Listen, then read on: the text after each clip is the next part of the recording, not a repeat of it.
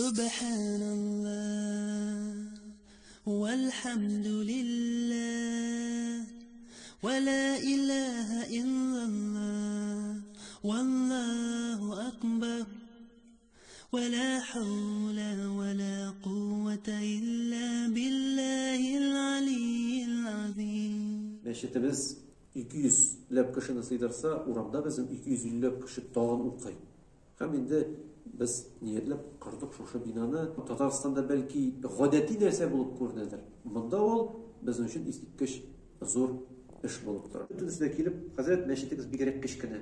Hazret meşitimizde yan xırma ko'tarasiz ekan, subhanallah maşallah izgi ish deb shunday masalalar bilan qo'yilib beringlar. Sizdan endi bek yaxshi zo'r yerdan bo'lar edi agar o'zingizning ulushingizni shunday kiritib olsangiz.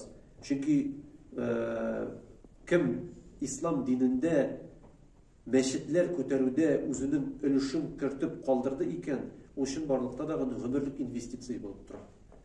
Bu bina ele ishli, ele bunda kishi yeri, sen tegadi joyga ketib borsan dag'in, u ele distalagan yillar bo'yi sening qabr-go'ringga nur sevib turacak.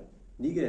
Chunki bu bina ul Alloh taolaning maqtovda, uni ulug'lovda, dinimiz islomni o'stiruvda, o'zimizning millatdoshlarimiz Tatar xalqining endi ruhiy ideyasini, birdamlikni yo'qotmoqda ulushini kiritib turgan zo'r shara bo'lib turadi. Subhanallah والحمد لله ولا إله إلا الله